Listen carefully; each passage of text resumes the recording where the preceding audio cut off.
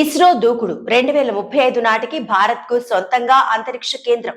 చంద్రయాన్, గగన్యాన్ ఇలా వరుస రీసెర్చ్లతో పాటు స్పేస్ లో మనకంటూ ప్రత్యేక బ్రాండ్ క్రియేట్ చేస్తోంది ఇస్రో.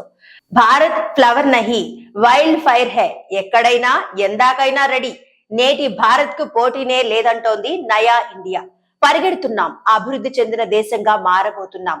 ఏ సెక్టార్ లో అయినా మనమేం తక్కువలేం. డిఫెన్స్ నుంచి స్పేస్ వరకు భారత్ కూడా తోపే.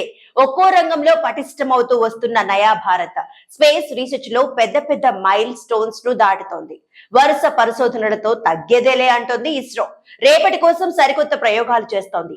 ఇప్పటికే సక్సెస్ఫుల్ గా ఎన్నో మిషన్లను పూర్తి చేసిన ఇస్రో ఇప్పుడు గగన్యాన్ ప్రాజెక్టు మీద ఫోకస్ పెట్టింది. అందులో భాగంగా క్రయోజెనిక్ ఇంజిన్ పరీక్షలు విజయవంతం చేసింది. మరో 10 ఏళ్లలో సొంత స్పేస్ స్టేషన్ ఏర్పాటు చేసుకోబోతోంది ఇండియా. స్పేస్ రీసెర్చ్ లో భారత్ తిరుగులేని శక్తిగా ఎదగబోతోందా? అగ్రదేశాలకు పోటీగా అంతరిక్షంలో సత్తా చాటడం ఖాయమా? వరుస పరిశోధనలతో తగ్గేదేలే అంటోంది ఇస్రో. రేపటి కోసం సరికొత్త ప్రయోగాలు చేస్తోంది. ఇప్పటికే సక్సెస్ఫుల్ గా ఎన్నో మిషన్లను పూర్తి చేసిన ఇస్రో ఇప్పుడు గగన్యాన్ ప్రాజెక్టు మీద ఫోకస్ పెట్టింది. అందులో భాగంగా క్రయోజెనిక్ ఇంజిన్ పరీక్షను విజయవంతం చేసింది. ఎన్నాళ్ళని ఒకరిపై ఆధారపడతాం?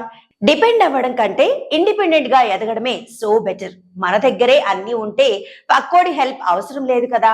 అత్యవసరాల్లో అడుక్కునే అవసరం అసలే ఉండదు. అందుకే స్పేస్ మిషన్ లో రారాజుగా నిలిచేందుకు ప్రయత్నిస్తోంది ఇస్రో. ఓవైపు ప్రయోగాలు చేస్తూనే మరోవైపు అంతరిక్షంలో సొంతంగా స్పేస్ స్టేషన్ ను నిర్మించబోతోంది. చంద్రయాన్, గగన్యాన్ ఇలా వరుస రీసెర్చ్లతో పాటు స్పేస్ లో మనకంటూ ప్రత్యేక బ్రాండ్ క్రియేట్ చేస్తోంది ఇస్రో. స్పేస్ స్టేషన్ ఎప్పటిలోగా కట్టబోతున్నారు? ఇప్పటి వరకు ఏ దేశాలకు స్పేస్ స్టేషన్లు ఉన్నాయి? 4 తొలగిన అనిశ్చితి